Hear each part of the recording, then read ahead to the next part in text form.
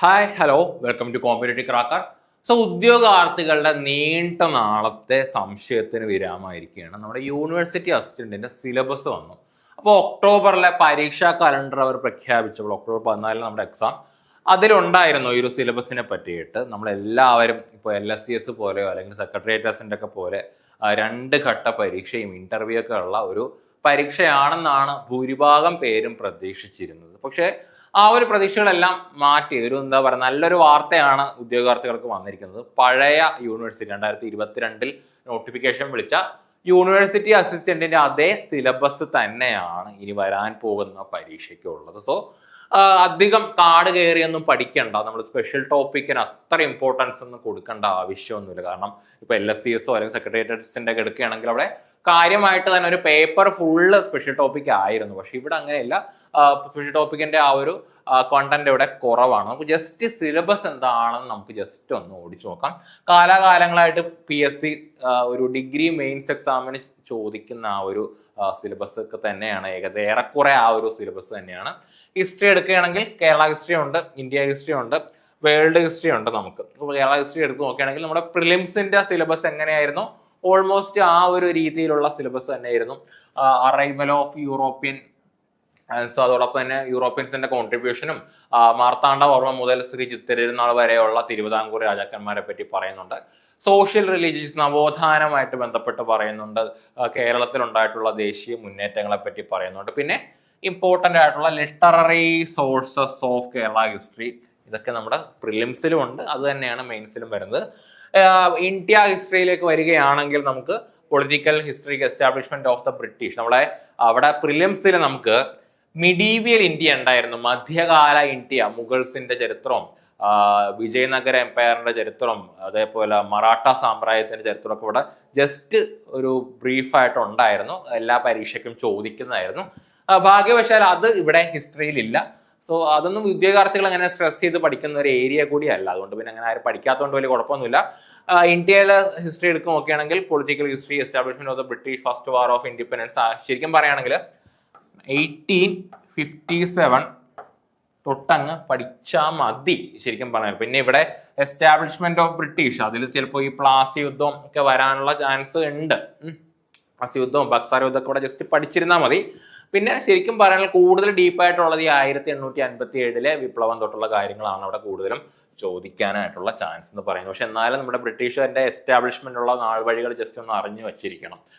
അതോടൊപ്പം തന്നെ ഇതൊക്കെ ഓൾറെഡി നിങ്ങൾ പ്രിലിംസ് പോയിന്റ് ഓഫ് വ്യൂവിൽ പഠിച്ചതായതുകൊണ്ട് വലിയ കുഴപ്പമൊന്നും ഇല്ല.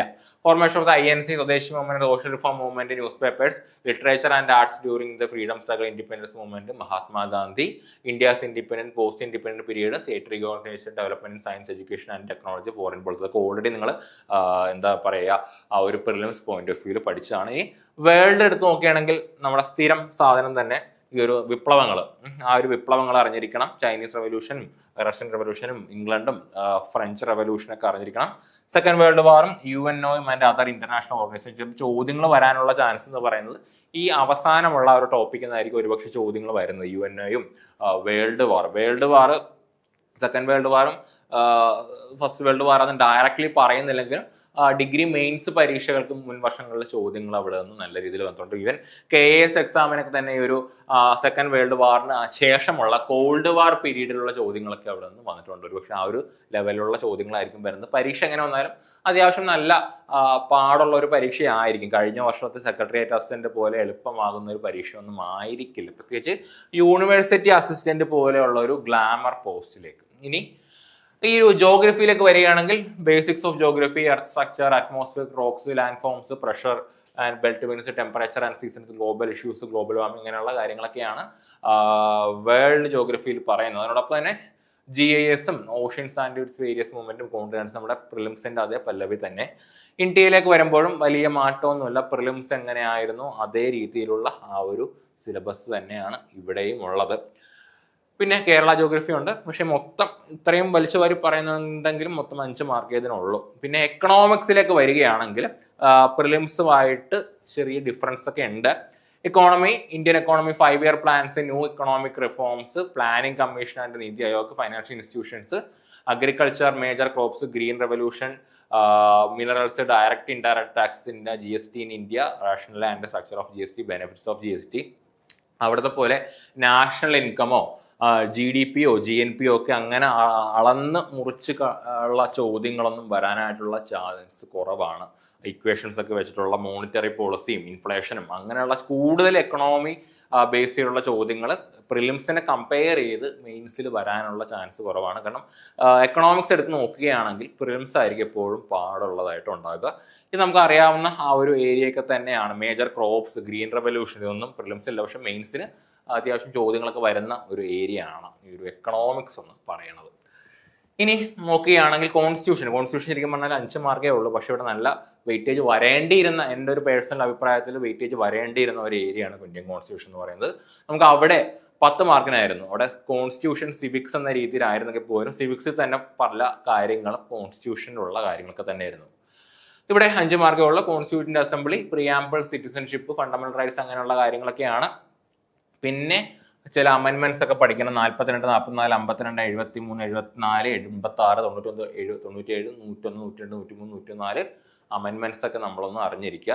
103, 104 എനിക്ക് ഒരു പ്രത്യേകിച്ച് നമ്മൾ റീസെന്റ് ആയിട്ടുള്ള അമെൻമെന്റ്സ് ആണ് ചോദ്യങ്ങൾ വരാം. പിന്നെ അതോടൊപ്പം തന്നെ നമ്മുടെ ഈ നാരി ശക്തി വന്ദൻ അതിനെയും വേണമെങ്കിൽ കറണ്ട് അഫയേഴ്സ് എന്ന രീതിയിൽ കൂടി വരാനുള്ള ചാൻസ് ഉണ്ട്. അപ്പോൾ ഈ ഒരു കോൺസ്റ്റിറ്റ്യൂഷൻ നമ്മുടെ സാധാരണ ടോപ്പിക്കുകളൊക്കെ തന്നെ ആണ് ഈ ഒരു കോൺസ്റ്റിറ്റ്യൂഷന്റെ ഭാഗത്ത് ഉള്ളത്. ഇനി അണ്ടർ ദി അതോടൊപ്പം തന്നെ tribunals, national commission for scheduled caste, national commission of scheduled tribes, national commission for backward classes, official language, regional language, language of the supreme court, high courts etcetera, special directorate related to language, അങ്ങനെയുള്ള കാര്യങ്ങളൊക്കെ പറയുമെങ്കിലും ചോദ്യങ്ങൾ അങ്ങനെ കാര്യമായിട്ടൊന്നും ഈ ഒരു ഭാഗത്തുനിന്ന് വന്നിട്ടില്ല. ഇനി ഒരു പക്ഷേ വരാനുള്ള ചാൻസ് ഉണ്ട്. ഓക്കെ, ഇനി Kerala governance and system of administration 5 മാർക്കാണ്. കേരളവും ഭരണ സംവിധാനവും എന്നുള്ള ആ ഒരു പാട്ടിനിവിടെ 5 മാർക്കുണ്ട്. ഓക്കെ, നോക്കുകയാണെങ്കിൽ കേരള സ്റ്റേറ്റ് സിവിൽ സർവീസ്, അതുപോലെ quasi judicial bodies, various commissions, basic facts of socio economic development, planning board, commercial planning and, ഇത് ശരിക്കും പറയുകയാണെങ്കിൽ ഒരു സ്പെഷ്യൽ ടോപ്പിക് എന്നൊക്കെ പറയാൻ പറ്റുന്ന ഒരു ഏരിയയാണ് കേരളം ഭരണ സംവിധാനം എന്ന് പറയുന്നത്. അത്യാവശ്യം നല്ല നിലവാരമുള്ള ചോദ്യങ്ങളൊക്കെ ഇവിടെ നിന്ന് നമുക്ക് ചോദിക്കാനായിട്ട് പറ്റും. ഇവിടെ സിവിക്സ് എന്ന രീതിയിലേക്കാൾ കൂടുതൽ ഇവിടെ ആ ഒരു രീതിയിലാണ് ഇവിടെ ക്വസ്റ്റ്യൻസ് വരാനായിട്ടുള്ള ചാൻസ് ഉള്ളത്. ഇനി ലൈഫ് സയൻസിലേക്ക് വരികയാണെങ്കിൽ ഒരു സാധാരണ PSC പരീക്ഷ എടുത്ത് നോക്കുകയാണെങ്കിൽ 10th ലെവലൊക്കെ എടുത്ത് നോക്കിയാൽ 6 മാർക്കിനാണ് ബയോളജിയും പൊതുജനാരോഗ്യവും എന്ന് പറഞ്ഞ് ചോദിക്കുന്നത്. പക്ഷെ ഇവിടെ 3 മാർക്കിന് മാത്രമേ ചോദിക്കുന്നുള്ളൂ. പക്ഷെ 3 മാർക്കിന് ചോദിക്കുന്നുള്ളെങ്കിൽ തന്നെ ഇത് തന്നെ ഒരു വലിയൊരു കടലാണ്, basic facts of human body എന്ന് പറയുന്നത്. സോ അതിൽ നിന്ന് തന്നെ നല്ല ചോദ്യങ്ങൾ വരാം. പിന്നെ അതോടൊപ്പം തന്നെ vitamins and minerals and deficiency disease ഒക്കെ 10 മിനിറ്റ് കൊണ്ട് പഠിക്കാവുന്ന ടോപ്പിക്കേ ഉള്ളൂ. ഇനി കമ്മ്യൂണിക്കേബിൾ ഡിസീസും ആൻഡ് കോസ്റ്റേറ്റീവ് ഓർഗനൈസം പ്രിവെൻഷീവ് ആൻഡ് റിവൻഡ്, ഇതൊന്നും വലിയ സീനുള്ള ടോപ്പിക് അല്ല. ലൈഫ് സ്റ്റൈൽ ഡിസീസ് ഇപ്പൊ ഈ 2, 3, 4 എന്നുള്ളതൊക്കെ നമുക്ക് ഒറ്റ ഇരിപ്പിന് പഠിക്കാം. ഇത് ലേശം പ്രശ്നമാണ്, basic facts of human body. പക്ഷെ 1 2 ചോദ്യമൊക്കെ വരുള്ളൂ. ഓക്കെ, ഇനി അതോടൊപ്പം തന്നെ ഫിസിക്സ് ഇങ്ങനെ അണ്ടകടാഹം പോലെ ഇങ്ങനെ പരന്ന് കിടക്കുന്നുണ്ടെങ്കിൽ 3 മാർക്കേ ഉള്ളൂ. ഒരു സാധാരണ രീതിയിലുള്ള ഫിസിക്സ് ചോദ്യങ്ങൾക്ക് തന്നെയാണ്. ഒരു LP UP അല്ലെങ്കിൽ ഒരു സിവിൽ എക്സൈസ് അല്ലെങ്കിൽ CPO നിലവാരത്തിലുള്ള ചോദ്യങ്ങൾ ഇംഗ്ലീഷ് ചോദിക്കുന്നതേ ഉള്ളൂ. +2 ലെവലൊക്കെ ആയിരിക്കും നമുക്ക് പ്രതീക്ഷിക്കാം ഫിസിക്സിൽ. കെമിസ്ട്രിയും ഇതേപോലെ തന്നെ ഇങ്ങനെയുള്ള ചോദ്യങ്ങളാണ്. ആറ്റം, എലമെന്റ്സ്, മെറ്റൽസ് അങ്ങനെയുള്ള ചോദ്യങ്ങളൊക്കെ തന്നെ നമുക്ക് ഇവിടെ ഉണ്ടാവുള്ളൂ. ഈ ഒരു കെമിസ്ട്രിയിൽ നമുക്ക് ഉണ്ടാവുള്ളൂ. അതോടൊപ്പം തന്നെ 5 മാർക്കിന് arts, sports, literature and culture എന്ന ഭാഗം ചോദിക്കും. നമ്മുടെ പ്രിലിംസ് എക്സാമിനെ സംബന്ധിച്ചോളം ഉദ്യോഗാർത്ഥികളെ ഏറ്റവും കൂടുതൽ കുഴപ്പിച്ച ഒരു ഏരിയ ആണ് ഈ ഒരു arts, sports, literature and culture. ഉദ്യോഗാർത്ഥികൾ ചുമ്മാ കാണപ്പടം പഠിച്ചാൽ മാത്രം പോരാ, പുസ്തകങ്ങൾ ഏറ്റവും കൂടുതൽ ചർച്ച ചെയ്യപ്പെടുന്ന പുസ്തകങ്ങൾ വായിക്കണം, അവാർഡുകൾ കരസ്ഥമാക്കിയ പുസ്തകങ്ങൾ വായിക്കണം എന്നാണ് PSC പറയുന്നത്. കഴിഞ്ഞ പ്രിലിംസ് എക്സാം വെച്ച് ആ ഒരു രീതിയിൽ പറഞ്ഞത്. സോ ആ ഒരു രീതിയിൽ തന്നെ നമ്മൾ എന്ത് ചെയ്യണം, പ്രിപ്പയർ ചെയ്യണം. പക്ഷേ 5 മാർക്കേ ഉള്ളൂ ഈ ഒരു arts, sports, literature and culture എന്ന് പറയുന്നത്. ഓക്കെ, ഇനി നമുക്ക് സ്പോർട്സ് രീതിയിൽ തന്നെ ഇതിലെല്ലാം കറണ്ട് അഫയേഴ്സിലും വരാം, ആ ഒരു രീതിയിലും വരാം എന്നുള്ള രീതിയിലാണ് ചോദ്യങ്ങൾ വരാറുള്ളത്. ലിറ്ററേച്ചറും അങ്ങനെ തന്നെയാണ്. ഇനി ബേസിക്സ് ഓഫ് കമ്പ്യൂട്ടർ, ഇവിടെ 3 മാർക്കിന് ഇവിടെ കമ്പ്യൂട്ടർ ഉള്ളൂ. ഏതാണ്ട് ആ ഒരു സിലബസ് തന്നെയാണ്, പ്രിലിംസിനുള്ള ആ ഒരു സിലബസ് തന്നെയാണ് ഇവിടെ കമ്പ്യൂട്ടറിനും ഉള്ളത്. ആ ഒരു രീതിയിൽ തന്നെ നമ്മൾ പ്രിപ്പയർ ചെയ്തു പോവുക. ഇനി ഇത് കഴിഞ്ഞാൽ നമുക്ക് 13 മാർക്കിന് ഇമ്പോർട്ടൻ്റ് ആക്ട്സ്, എഡ്യൂക്കേഷൻ, ആ ഒരു രീതിയിൽ 13 മാർക്കിന് നമുക്ക് എന്ത് ചോദിക്കും, ഈ ഒരു ഭാഗം നമുക്ക് സ്പെഷ്യൽ ടോപ്പിക്കായിട്ട് ചോദിക്കും. അതിൽ തന്നെ education commission and acts after independence ഉണ്ട്. അതിനുശേഷം നാഷണൽ പോളിസീസ് ഓൺ എഡ്യൂക്കേഷൻ ചോദിക്കും. നമുക്ക് കോമ്പറ്റേറ്റീവ് ക്രാക്കറിന് തന്നെ എക്സ്പെർട്ട് ആയിട്ടുള്ള ഫാക്കൽറ്റീസ് ഉള്ള ഒരു മേഖലയാണ് എഡ്യൂക്കേഷൻ എന്ന് പറയുന്നത്. സോ അതുമായിട്ടുള്ള ബന്ധപ്പെട്ട നിലവാരമുള്ള കോച്ചിങ് ആയിരിക്കും നമ്മൾ എഡ്യൂക്കേഷൻ്റെ ഭാഗത്ത് നിന്ന് സ്പെഷ്യൽ ടോപ്പിക്കിൽ നമ്മൾ തരാനായിട്ട് പോകുന്നത്. അതിൽ തന്നെ UGCനെ പറ്റി പഠിക്കാനുണ്ട്, രാജ്യത്തെ പ്രധാനപ്പെട്ട വിദ്യാഭ്യാസ കമ്മീഷനുകളെ പറ്റി പഠിക്കാനുണ്ട്. കോത്താരി കമ്മീഷനും അതോടൊപ്പം തന്നെ രാധാകൃഷ്ണൻ കമ്മീഷൻ, അങ്ങനെയുള്ള പല കാര്യങ്ങളും നമ്മളിവിടെ പഠിക്കുന്നുണ്ട്. അതോടൊപ്പം തന്നെ നാഷണൽ പോളിസി NEP, അതായത് പഴയ NEPയും പുതിയ NEPയൊക്കെ നമ്മളിവിടെ ഡിസ്കസ് ചെയ്യുന്നുണ്ട്. അപ്പോൾ മൊത്തം 13 മാർക്കാണ് ഇവിടെ എന്തിനുള്ളത്, എഡ്യൂക്കേഷനുമായിട്ട് ബന്ധപ്പെട്ടുള്ള ആ ഒരു സ്പെഷ്യൽ ടോപ്പിക്കിനുള്ളത്. പിന്നെ കേരളം ഭരണ സംവിധാനം ഉള്ളത് ഒരു സ്പെഷ്യൽ ടോപ്പിക്കായിട്ട് നമുക്ക് തന്നെ കൺസിഡർ ചെയ്യാനായിട്ട് വരുന്നത്. സോ നമുക്ക് മൊത്തം 13+5 എന്ന മൊത്തം 18 മാർക്കിൻ്റെ സ്പെഷ്യൽ ടോപ്പിക് ഉണ്ടെന്ന് തന്നെ നമുക്ക് വേണമെങ്കിൽ ഇതിൽ പറയാനായിട്ട് പറ്റും. ഓക്കെ, അതോടൊപ്പം തന്നെ നമുക്ക് കറണ്ട് അഫയേഴ്സിനോട് ശ്രദ്ധിച്ചോ. നമുക്ക് ഡിഗ്രി പ്രിലിംസിന് കറണ്ട് അഫയേഴ്സ് എന്ന് പറഞ്ഞ് അവിടെ ഇല്ലായിരുന്നു, പക്ഷെ ഇവിടെ 15 മാർക്കിനാണ് ഇവിടെ കറണ്ട് അഫയേഴ്സ് എന്ന് പറഞ്ഞ് പ്രത്യേകം പറയണത്. സോ അത്രയ്ക്ക് ഇമ്പോർട്ടൻസ് ഇവിടെ കറണ്ട് അഫയേഴ്സ് ഉണ്ട്. ഒരു വർഷത്തെ കറണ്ട് അഫയേഴ്സ് ചോദ്യങ്ങൾ നിങ്ങൾ പ്രതീക്ഷിച്ചിരുന്നോ? ആ ഒരു നല്ല നിലവാരമുള്ള കറണ്ട് അഫയേഴ്സ് ചോദ്യങ്ങളാണ് നമുക്ക് ഉണ്ടാകാനായിട്ട് പോകുന്നത്. ഇപ്പോൾ ഒരു LGS ലെവലുള്ള കറണ്ട് അഫയേഴ്സ് ചോദ്യങ്ങളൊന്നും ഒരിക്കലും പ്രതീക്ഷിക്കരുത്. നല്ല രീതിയിൽ തന്നെ നിങ്ങൾ പ്രിപ്പയർ ചെയ്ത് ഇരുന്നോണം. അപ്പോൾ പിന്നെ മാത്സ് 10 മാർക്കിനാണ് നമുക്ക് മാത്സ് ഉള്ളത്. നമുക്ക് പ്രിലിംസിൽ 20 മാർക്ക് ഉണ്ടായുള്ളതിൽ ഇവിടെ 10 മാർക്കിനാണ് ഇവിടെ മാത്സ് ഉള്ളത്. മാത്സിനെ സംബന്ധിച്ചോളം വലിയ കഥയൊന്നുമില്ല. LGS ആയാലും LDC ആയാലും ഡിഗ്രി ലെവൽ ആയാലും ഡിഗ്രി മെയിൻസ് ആയാലും മാത്സ് ആ ഒരു മാറാനായിട്ട് പോകണമെന്നില്ല. ഓക്കെ, ആ ഒരു രീതി തന്നെ ആയിരിക്കും മാത്സ് ഉള്ളത്. പിന്നെ ഇംഗ്ലീഷ് അവിടെ 20 മാർക്കായിരുന്നു, ഇവിടെ എത്രയാണ് 10 മാർക്കാണ് ഇവിടെ ഇംഗ്ലീഷിനുള്ളത്. അതേ ഗ്രാമറിൽ നിന്ന് 5 മാർക്കും അതോടൊപ്പം തന്നെ വൊക്കാബുലറിയിൽ നിന്നും 5 മാർക്കും എന്ന രീതിയിലാണ് നമുക്ക് ചോദ്യങ്ങൾ വരിക. പിന്നെ റീജിയണൽ ലാംഗ്വേജ് മലയാളം 10 മാർക്കിനാണ്. നമ്മുടെ പദശുദ്ധിയും വാക്യശുദ്ധിയും പരിഭാഷയുള്ള മലയാളമാണ് ഇവിടെ 10 മാർക്കിന് ഉള്ളത്. സോ നമ്മൾ നോക്കുകയാണെങ്കിൽ ഈ ഒരു മെയിൻസ് പരീക്ഷയെ സംബന്ധിച്ചോളം നിങ്ങളൊരു മറ്റേതുപോലെ ഒരു ക്വാളിഫയിങ് എക്സാം ആയിരിക്കില്ല ഈ മെയിൻസ് എക്സാം എന്ന് പറയുന്നത്. നല്ല റാങ്കിലേക്ക് വരണം, നല്ലൊരു മുന്നത്തെ റാങ്കിലേക്ക് വരാൻ വേണ്ടി തന്നെ നിങ്ങൾ പഠിക്കണം.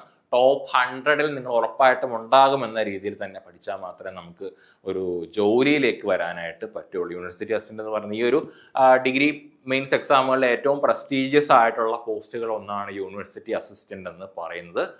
കാരണം ഇപ്പോൾ ഒരു യങ് ആയിട്ടുള്ള ആളുകളെ സംബന്ധിച്ചോളം ഒരു യൂണിവേഴ്സിറ്റിയിലേക്ക് ജോലി ചെയ്യുക എന്നുള്ളത്, അവരുടെ കലോത്സവത്തിലൊക്കെ പങ്കെടുക്കുക എന്നുള്ളത് നല്ലൊരു സന്തോഷം നൽകുന്ന ഒരു കാര്യമാണ്. ഈ ഒരു യൂണിവേഴ്സിറ്റി അസിസ്റ്റന്റ് എന്ന് പറയുന്നത് ഒരു കോളേജ് അറ്റ്മോസ്ഫിയറിൽ തന്നെ നമുക്ക് ജോലി ചെയ്യാനായിട്ടുള്ള ഒരു ചാൻസ് ആണ് കിട്ടുന്നത്.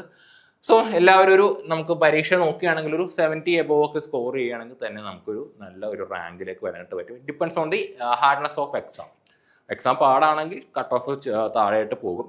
അല്ലെങ്കിൽ എക്സാം ഭയങ്കര എളുപ്പമാണെങ്കിൽ ഇപ്പോൾ സെക്രട്ടേറിയറ്റ് അസിസ്റ്റന്റിനൊക്കെ സംഭവിച്ച പോലെ തന്നെ വലിയൊരു കട്ട് ഓഫ് തന്നെ ഉണ്ടാവും. അപ്പോൾ നമ്മുടെ കോമ്പറ്റേറ്റീവ് ക്രാക്കർ ഒരു പുതിയ ക്രാഷ് ബാച്ച് തുടങ്ങാനായിട്ട് പോവുകയാണ്. ഡിഗ്രി മെയിൻസിന് വേണ്ടിയിട്ട് യൂണിവേഴ്സിറ്റി അസിസ്റ്റന്റിന് വേണ്ടിയിട്ട് ഒരു ക്രാഷ് ബാച്ച് തുടങ്ങാനായിട്ട് പോവുകയാണ്. അപ്പോൾ നമ്മുടെ ബാച്ചിനെ പറ്റി കൂടുതൽ വിശേഷങ്ങൾ അറിയാനായിട്ട് ഈ ഒരു നമ്പറിൽ കോൺടാക്ട് ചെയ്യാം. 8590202323 എന്ന നമ്പറിൽ കോൺടാക്ട് ചെയ്യാം. അതോടൊപ്പം തന്നെ PSCയുമായി ബന്ധപ്പെട്ടുള്ള പുതിയ അപ്ഡേഷനുകളും അതോടൊപ്പം തന്നെ ഫ്രീ സ്റ്റഡി മെറ്റീരിയൽസ് ഒക്കെ കിട്ടാൻ വേണ്ടിയിട്ട് നമ്മുടെ ഈ ഒരു വീഡിയോയുടെ താഴെ കാണുന്ന ലിങ്കിൽ ക്ലിക്ക് ചെയ്യുകയാണെങ്കിൽ നമ്മുടെ ഫ്രീ ഗ്രൂപ്പിലേക്ക് നമുക്ക് ജോയിൻ ചെയ്യാൻ പറ്റും. അപ്പോൾ എല്ലാവർക്കും നല്ലൊരു ദിവസം ആശംസിക്കുന്നു. നന്ദി, നമസ്കാരം.